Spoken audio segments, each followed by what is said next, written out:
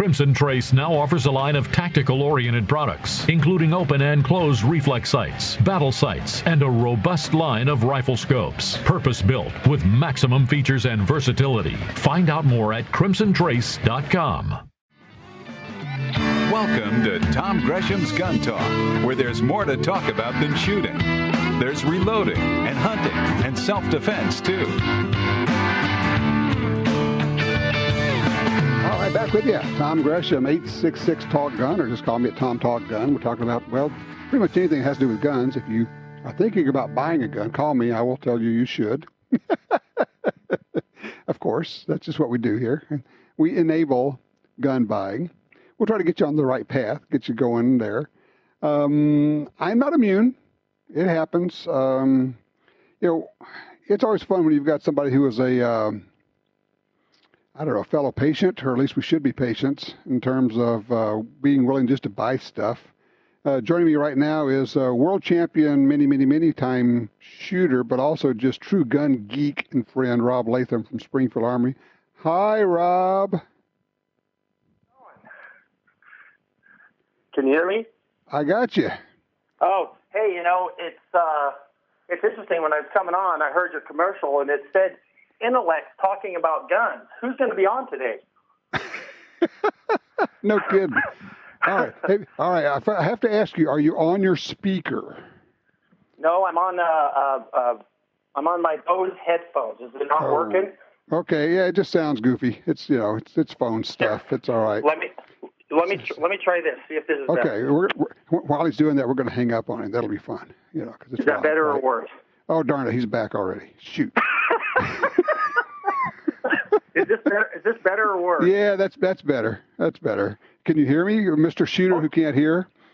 Huh? Yeah, exactly. Right. So I'm minding my own business, and my buddy sends me this text. He says, "Hey, I've got this 4570," and you know what happened there. You saw the picture of that little sawed-off 4570 I got. Well, it's a game. It's to see who can respond with a picture of theirs as quickly as possible. Right. And then all of a sudden you pop up and you have an almost identical 4570 lever action. You know what that makes me think? What? We're both equally cool. Or clueless and a little bit, just a little bit sad. I wasn't going to take it there, but since you did. So, yeah. All right. So help me out. Why did you want a short barrel, peep-sighted 4570? For the most honest, truest reason there is. I didn't have one. Well, there you go. I like it. I can always define and develop a use for it, a potential use. Let's use potential use. Sure. Because I don't have an airplane, so I don't need an airplane gun. But you have a truck. Yeah, true. And it sometimes lives in the trunk. Although I got to be honest with you, I don't like that new ammo that kicks hard. I like the old just standard stuff that goes in a trapdoor. Yeah, get the cowboy action. Or I was checking it out. I don't have it yet, but I'm getting some of the Black Hills Ammunition. They've got that Honey Badger bullet in there, and it's a little bit lighter bullet, but it penetrates well. So I want to try that. Whoa, I don't even know that one. I'll check that out. Oh man, it's truly a blast to shoot, especially with just the old 405 grain stuff. You lob it in there. Yep. And I still think big and heavy is fine. Well, and if it's inside of 100 yards with that peep sight, it's just done. It's over. Oh yeah.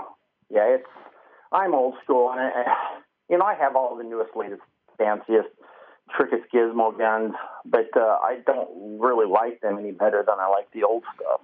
I guess that's dating myself.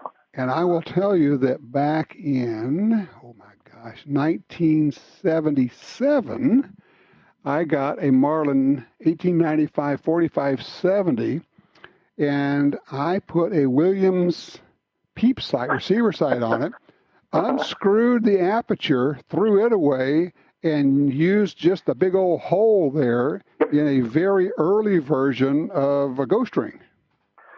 That's interesting because my first centerfire, see, here we are, we're starting it now. My first centerfire rifle was a later production. It had to be in the mid-70s, Model 64 Winchester, which is a long-barreled kind of semi-pistol grip version of a 94. And the first thing my dad did when we got it was cut off the rear sight, which was on the barrel, the buckhorn or whatever style that's called. Right. And he put exactly the same sight you're talking about and immediately threw away the aperture that went in there. Really? That's fascinating. Exactly. And I have that gun today. My dad actually, before, a long time ago, he actually had the barrel cut to 16 inches, and so I got a 30-30 just like that, too.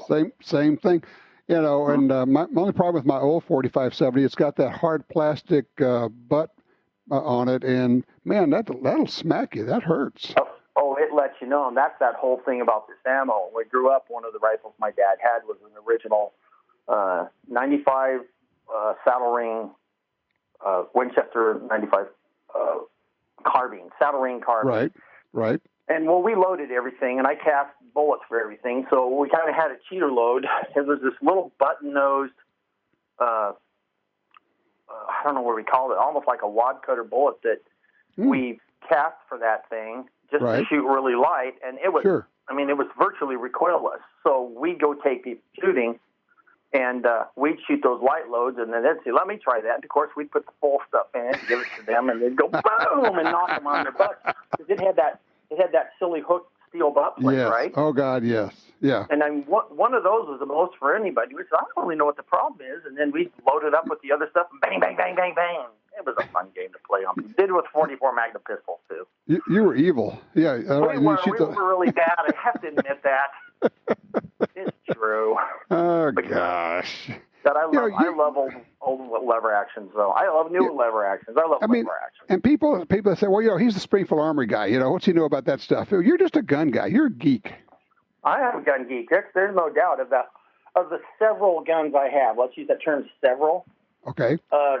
The vast majority of them aren't, Springfield Armory guns or even guns I shoot in competition. I have far more guns that I like because they're cool than I have guns that I don't know, need the right word or have to have for competition. Right. Yeah, so it's, I'm about as gun geek as it gets, I think. You are a professional shooter after all. Well, I am. And so I have those guns. Right. But, a lot of people don't know. They think probably when you end your show, you go off and do something else. They don't understand.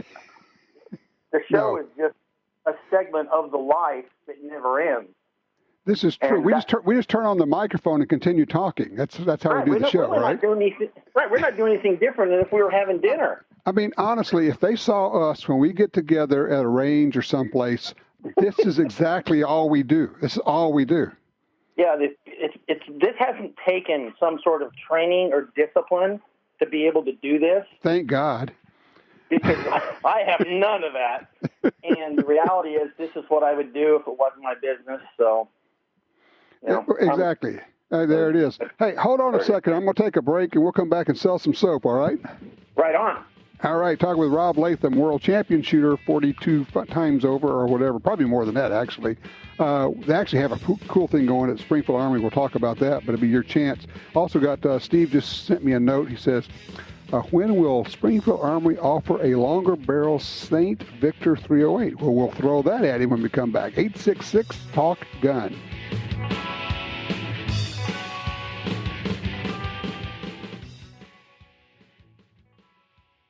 For more than 70 years, Timney Triggers has been enhancing the shooter's experience. Whether it's a local competition, a day at the range, or even the hunt of a lifetime. Setting the standard in aftermarket triggers, Timney is now producing more than 170 models of triggers for bolt-action rifles, shotguns, AR rifles, and semi-automatic rifles. Proudly made in the USA since 1946. Find your new trigger at TimneyTriggers.com. Want great deals on guns, ammunition, and gear? Download the free Gundealio app today. With Gundealio, you can search for deals, listen to the Gun Talk podcast, watch gun videos, read gun news, and get notifications right to your phone about deals and special offers. Save money on the products you want from the companies you love. New deals, discounts, and rebates added daily. Gundealio, available for free in the App Store and Google Play. For 25 years, Crimson Trace has led the industry in laser and light technology and customer service. Now, Crimson Trace is proud to offer electronic sights and rifle scopes for tactical, target, and hunting applications, with the same Crimson Trace offer of free batteries for life on all products. The new rifle scope line is also backed by an unconditional lifetime warranty from the brand that you have trusted for over 2 decades. Find out more at crimsontrace.com. It's America's favorite .22 rifle. No matter how, where, or what you like to shoot, there's a Ruger 1022 for you. From the carbine to the incredible takedown models, the tactical and target versions, all Ruger 1022 models have the legendary action and detachable 10-round rotary magazine. Whether you're hunting squirrels or tin cans, there's a lifetime of fun in every Ruger 1022 rifle. See them all at Ruger.com. That's Ruger.com.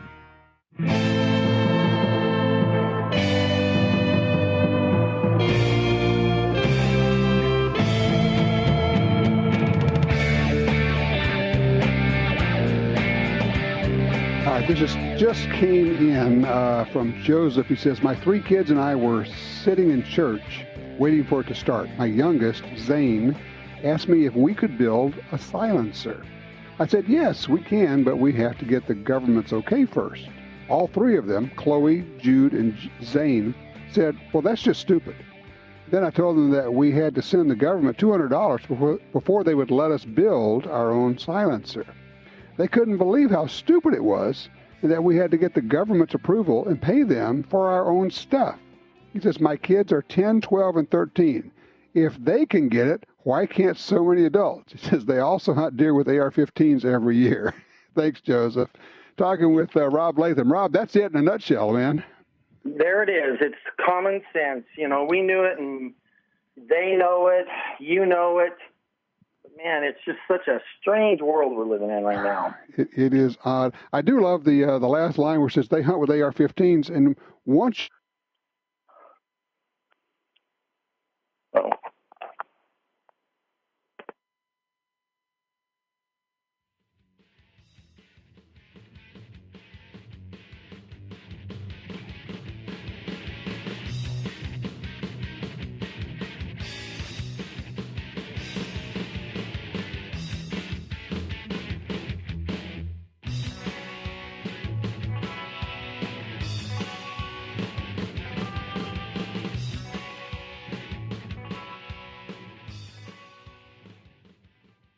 When the U.S. military's elite units and law enforcement agencies across the globe demanded innovation and reliability, they didn't settle. They chose Sig Sauer.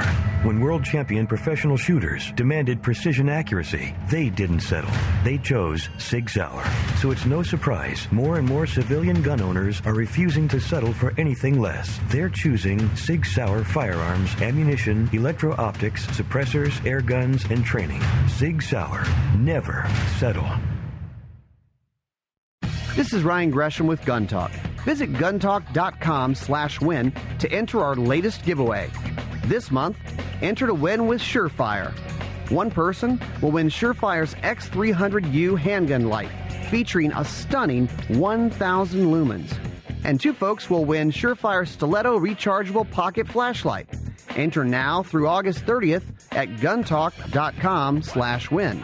That's guntalk.com/win. Since 1937, Ducks Unlimited has led the charge on wetlands and waterfowl conservation.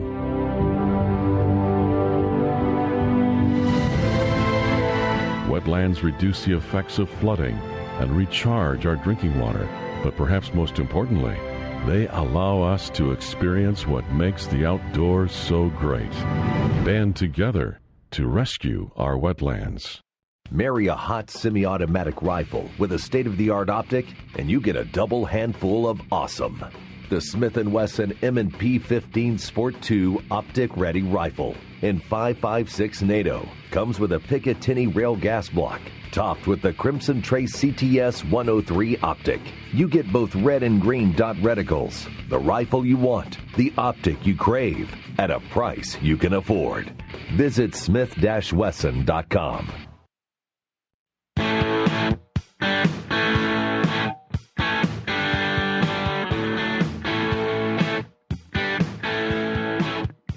right, we're back after that impromptu and unplanned break, which was what we do sometimes. Talking with Rob Leatham. Rob, I've just looked at this new promo that Springfield Armory has. It's fairly stupid. I think someone over at the company has lost their mind. Giving away... Yep, that's definitely true. You're giving away $230 worth of stuff when you buy one of your pistols? That's right. You're going to get magazines. You're going to get a range bag. You're going to get a holster, mag pouch, hard case. Yeah. The stuff you need. So you get a soft range bag, you get a hard case, you get a double mag pouch, you get a holster, and 5 magazines. And this works for a whole bunch of your 1911s and some of your polymer guns, right? Correct. Yeah, you're going to get all that kind of stuff. So you sit down and you're like, what's the one thing whenever we go shooting, Tom, we don't have enough of? Mags. Mags full of ammo. So We're going to give you the mags, so you got enough that if you wanted to go shoot an impromptu match or just shoot more. Because the only thing I hate more than picking up brass is loading magazines. Jamming mags. Have them all loaded to go. Well, and I always tell people, look, when you buy a semi-automatic pistol, buy a half a dozen magazines on the front end, because you're going to end up wanting them, and if you go out there with one or two mags, it's going to drive you crazy. All right. Well, we've just kind of, cut to the chase and give you some of that stuff. And during the summer, we always run one of those promos, and this is the time. It's the best deals on the guns, and with the Gear Up program, you can't go wrong. I mean, we're giving you, like you say, over $200 worth of stuff that you'd actually want and go buy anyway. So there it is. So this is a deal. I'm looking on your website here, springfield-armory.com. Generally speaking, most dealers are going to have this, so you actually get the deal right then. You don't have to send anything in. Well, they have some of it. They have the packages for, and then the other stuff you have to send for. It all depends if they actually have it in place. It's kind of both ways. Okay. Don't expect the dealers to have all of it all the time, because it's kind of daunting if you think how many models we make and how many different magazines. And well, that's good. That's true. Good point. It's up to the dealer to keep it all. Oh, wait. This was not good. I just scrolled down and I just found one. This is not good. You got the EMP4 is part of this deal. Yep. That is the coolest unknown pistol that you guys make. Honestly, it really is. It's probably, everybody just thinks it's a 1911, and it's kind of funny. I had an emotional moment. I was just at this shop last week, and everybody goes home, and they got the employees all leave when they're done building guns, and I'm sitting in their shop by myself, and there are racks of EMP4s being put together. And it's just one of those moments where you and I would just sit there. You know how you can look at a sunset? Tom, I can just sit there and look at the guns and go like, there's 70 guns on that rack right now. All right, for those who don't know, the EMP4, the EMP is a slightly shrunk down 1911. It's actually it looks like a 1911, but it's a little bit smaller. It's built around the 9mm cartridge. And then the 4-inch barrel is like the shootingest of them all, and they are stupidly accurate. They're so accurate, it's unbelievable. It's incredible. We took the 1911 style magazine and we shortened it 4.5. So instead of using a spacer to use 9mm rounds, you got a magazine the right length for a 9mm. And they make them in 40s also, but 9 is everything right now. Right. And the gun is so compact. It's so easy to hold. Even people with big hands like them. I have tiny hands, and it's my favorite size frame. I wish we produced every model and barrel length in EMP, but it started off as just a concealment gun. Now it's grown to the 4, and that is the easiest gun to shoot. When I take people out, I have one of those just for everybody else to shoot. Huh. I was thinking at one point that you had stopped making the 4-inch barrel EMP, and now it's back. Oh, yeah. No, it's back. We still have the 3s and the 4s, nice. And the batch that I was looking at on that wall were the concealed carry cuts, where the butt's kind of round-butted, I guess, for lack of a better term, which makes it a little more compact, and somebody that likes that feel of that, like especially people, old round-butt revolver people. If you like the feel of... Are you saying old people who have round butts? No, well, I'm not saying I'm not saying that. But I'm saying if you like a K-frame round butt Model 19, right? you're going to love this thing. It's the same kind of feel. It's not quite as blocky if you don't like that for a 1911. Right. I think we're not allowed to call it. Yeah, we're not allowed to call it a bobtail, but that's what it is for those who know. Yeah, it's a bobtail. I think that's Ed Brown's. Yeah, I think Ed Brown has that I think name. Ed Brown actually maybe he even copyrighted that, but everybody knows what it means. Right, exactly. And it just makes it compact, easy to hold. Cool. I'm amazed that's part of the list. And I'm looking. You got like 1, 2, 3, 4, 5, 6 1911s, and then another half a dozen XDs, XDMs, all kind of. It just goes on and on. So you get one of these, and then you get 5 mags, a mag pouch, a range bag, a hard case, and a holster, and all that stuff goes with it. That's pretty cool. Yep. All you have to do is go buy a gun, and we give you all the stuff to go with it. Never better time. Yeah, go make your best deal on a gun, and all this stuff comes with it. That's pretty cool. So where are you off to next? Oh, boy. I'm practicing up now for the IDPA Nationals. It's not my next trip, but it's my next event. Mm-hmm. That's in, I don't know, what month is this? This is August, right? September? Already, yeah. September, October, or something like that. So IDPA Nationals and the USPSA National, and trying to get a PRS match in here. Real world gun guy problems. Yeah, I go say where's a match I can go shoot? And then you're always shooting your weekly matches out there at Rio Salado. Oh, yeah, I don't need a match to go shooting. In the old days, there never were any matches when I started. We just went shooting. Well, I've never lost that part of my life. I still can have just as much fun. The matches are fun, especially if you win. But the reality is, I really more enjoy the challenge of shooting and working on projects. And you said, earlier. Hey, Rob. Yeah. You can keep talking about guns, but we're going to run out of time. So I know that when we get off the air, you'll still be talking about guns. So you just carry on, man. It's all good. Yeah, I'll just keep talking. Even if you're not there, I'll just keep talking. All right. Springfield-Armory.com. Rob Leatham, you are the man. Thank you so much. Yeah, thanks for having me. All right. Take care. What a fun guy. All right, so what have you been shooting?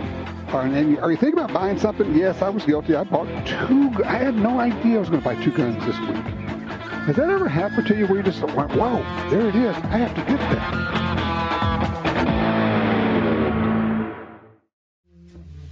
I heard the click, click, click of her stiletto heels coming down the hall. And I caught her perfume before she opened the door to my office. And she stood there looking like $1,000,000 tax-free. I want to talk to you, she said. Come back later, I said. I'm listening to Tom Gresham's Gun Talk right now.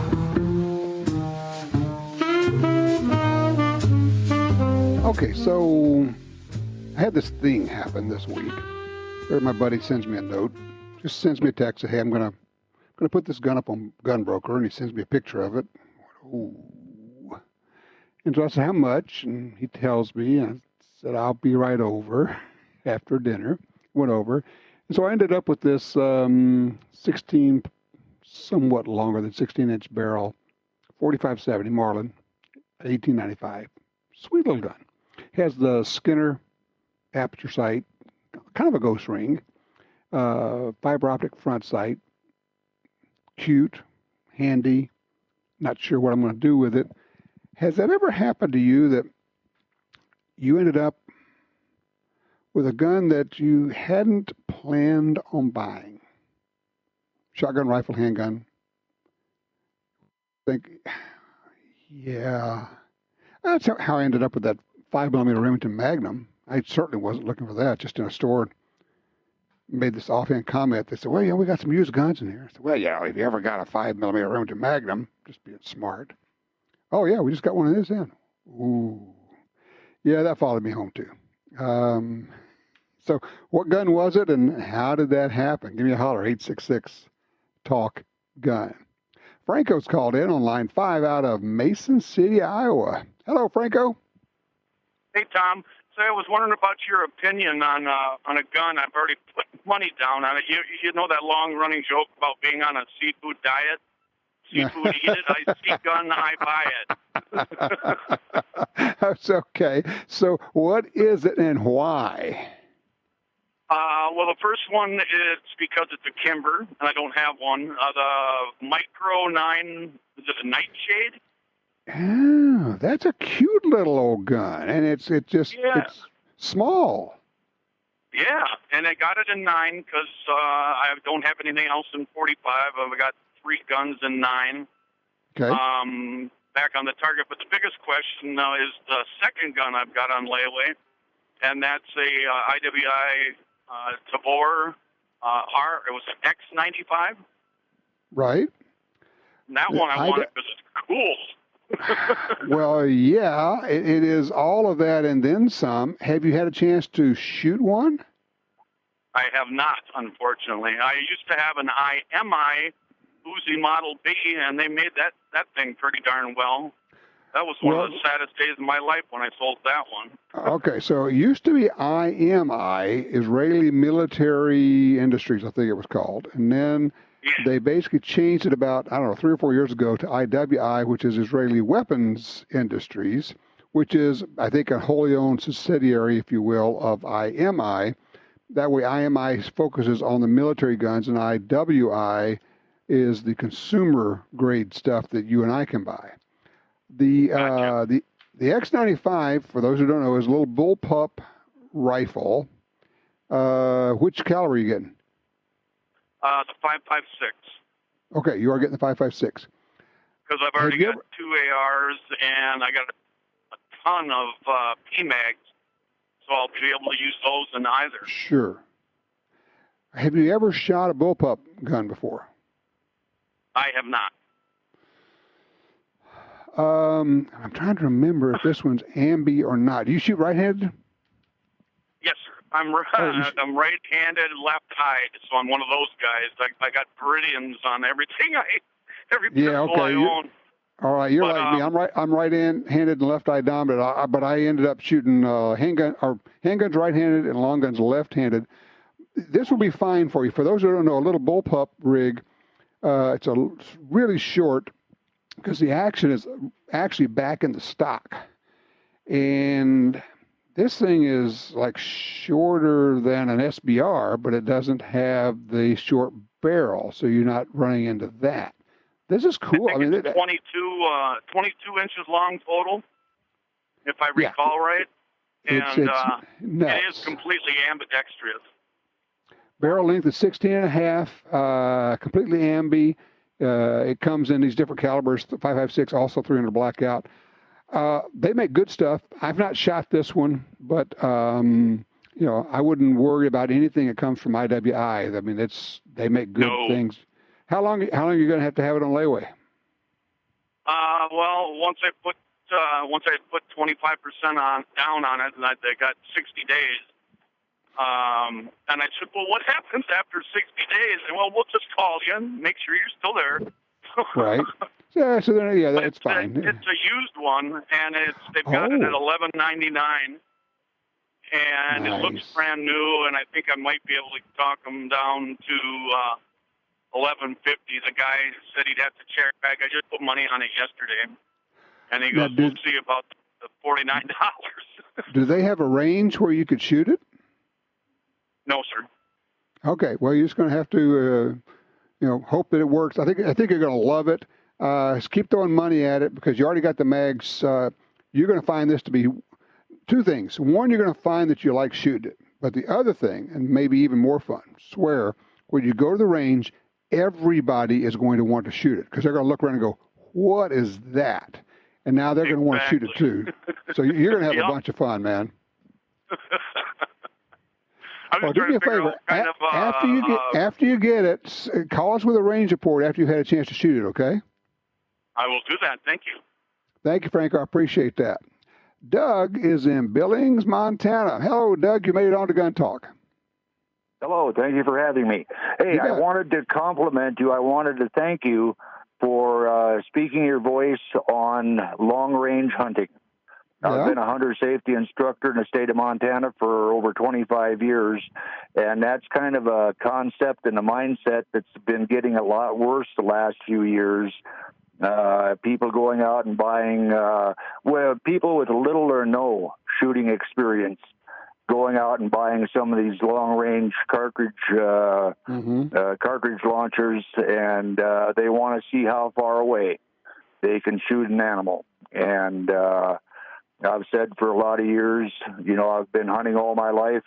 I don't mind killing them. I have nightmares about wounding them, and that's all a lot of these guys are doing. And you're out there in Montana where people are doing this. Are you getting reports of people wounding animals? Yeah, not to a great degree, but I do. I have come across a couple myself in the field that were wounded, left to die, and either not found or for whatever reason unrecovered. In places I would have had no problems recovering an animal, but I don't know what the deal is. I know a guy that went out and he was going to try to see how far away he could shoot an antelope. That's not a real big target to begin with. No, but it's not. This 14-year-old daughter you mentioned, shooting an elk at 1,400 yards, she's not old enough to have the kind of experience required to shoot those distances. Well, and like I say, even if you're a world champion shot, if you have set the world record at long-range shooting, your target when you're shooting competition isn't moving. And when you press that trigger, you have about 2 seconds time of flight where an animal can take a step or can actually do a 180 or turn so that they get hit in the rear end or something like that. You're simply not in control of it. And one of the things I wonder about, Doug, is that I kind of have a sneaky suspicion that some of the folks doing this they don't understand that if you pull the trigger, you are now committed. Even if it looks like it ran off, you are still committed to have to go over there and spend the next 2 to 6 hours looking for blood, looking for signs of a hit, looking for anything until you are absolutely convinced that it was a clean miss. Otherwise, and if you hit them and if you gut shoot them, you may be committed to the next 2 days of getting that thing in there. There was one time that I can recall that I had to go back the following day. I tracked for as late as I could at night helped a friend of mine on a animal he'd shot, and we had to go back out the next day to find him. It's awful. It's once you pull the trigger, it's a commitment.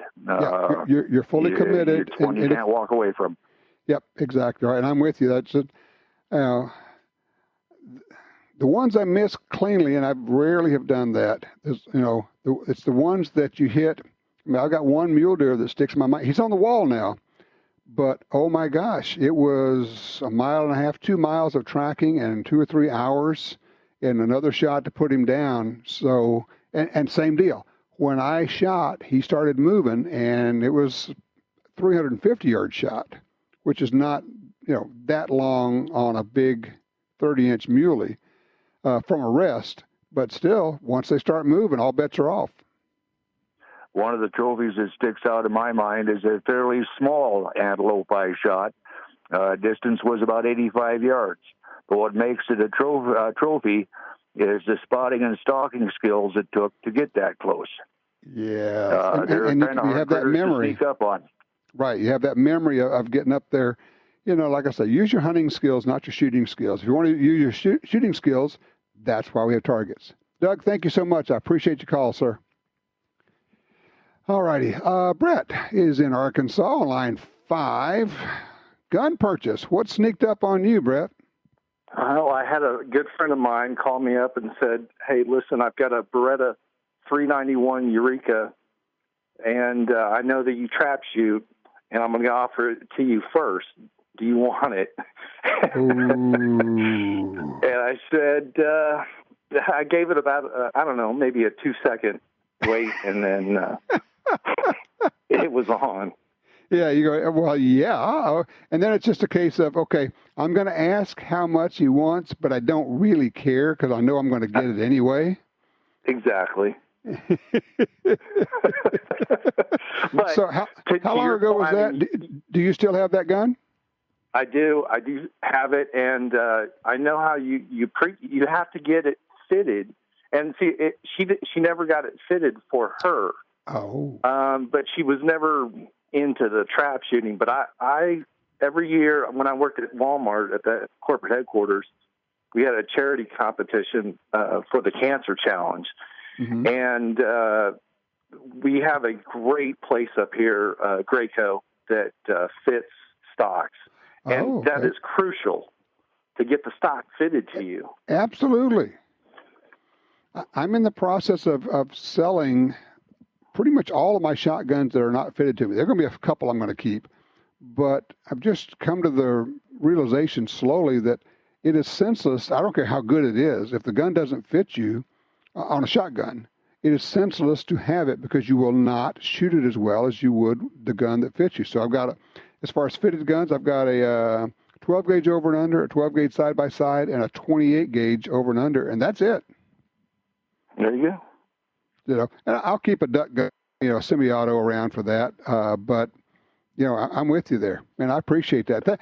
Great story. I appreciate that. That's exactly right. Your buddy says, "Hey, would you want?" And you go, "Yeah." That's what happened to me. So here I am. Talk about maybe the short, the long of it, or the thin and the fat. I don't know. It's I got 45-70, and I got a 257 Weatherby.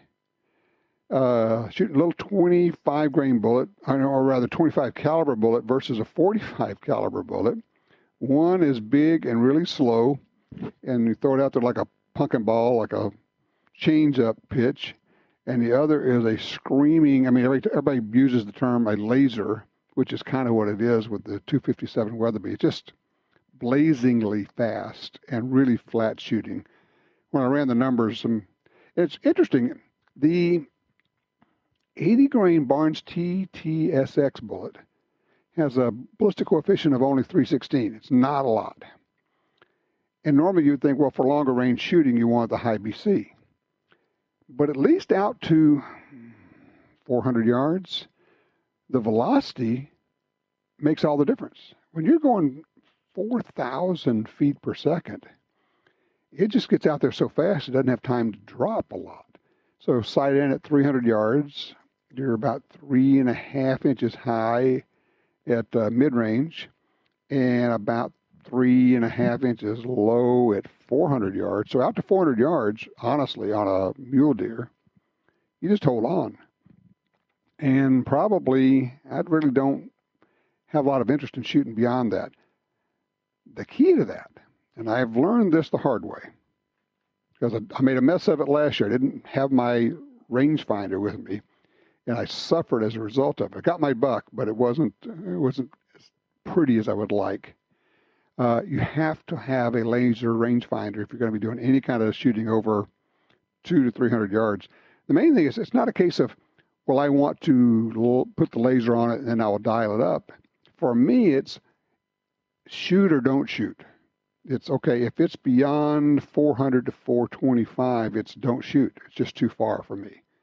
And yes, I can do that on steel, and I can do that on paper. I've done a fair amount of that out to 1,000 yards. Actually, past that even. Different deal completely. But when it's a critter out there, I don't know. It's just me, and I get it. That's not for everybody, and I understand it. And there are people who really think I'm just old-fashioned and whatever. Bud, yeah, I know, you're right. But at the same time, that's a critter out there, and it feels pain. And yes, I am going to shoot it, but I don't want to wound it.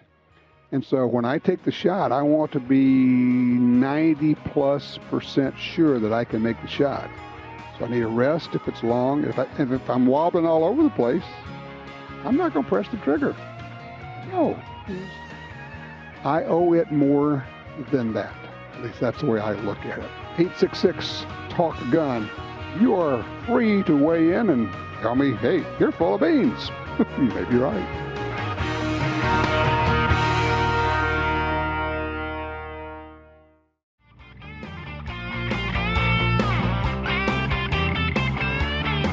Hey, don't forget we have a huge giveaway going on right now with Surefire. If you go to guntalk.com/win, this thing's going to end at the end of August. Giving away, let's see, their stiletto rechargeable flashlight. Got Surefire X300 Ultra, now delivering 1,000 lumens of LED output. Pretty cool stuff. I mean, it goes on and on. It's just sweet as it can be. Guntalk.com/win. And also over at shopguntalk.com, we have all of our hats and DVDs and everything else, so you definitely want to check that out. Just got this email popped right in over on AR15.com. They're talking about having a rally in D.C., a Save the NRA rally. These are the folks who are basically trying to remove LaPierre and the other folks who, in my view, have been pulling some shenanigans. They're throwing out 3 dates, November 2, 9, and 16. People are voting on which date to have this rally in D.C. over on AR15.com. Huge website, of which, by the way, was fairly recently, was purchased by Brownells, which is an interesting little move. Smart, I think. AR15.com called it the Save the NRA rally. You might check that out. In the meantime, yes, there will be zillions of calls for more gun control because the 20,000 gun laws we have now haven't worked. So certainly the next one is going to be the one. You have to understand that for the gun ban groups, the reason that 20,000 gun laws haven't reduced crime is because we don't have enough gun control laws. The reality is, and I actually got one of them from the Violence Policy Center, Tom Diaz was on the show some years ago. I actually got him to admit, I said, well, what's your goal? If you can have whatever you want. He said, well, I'd get rid of all the guns. I said, there'd be no guns. He said, no, we'd get rid of every one.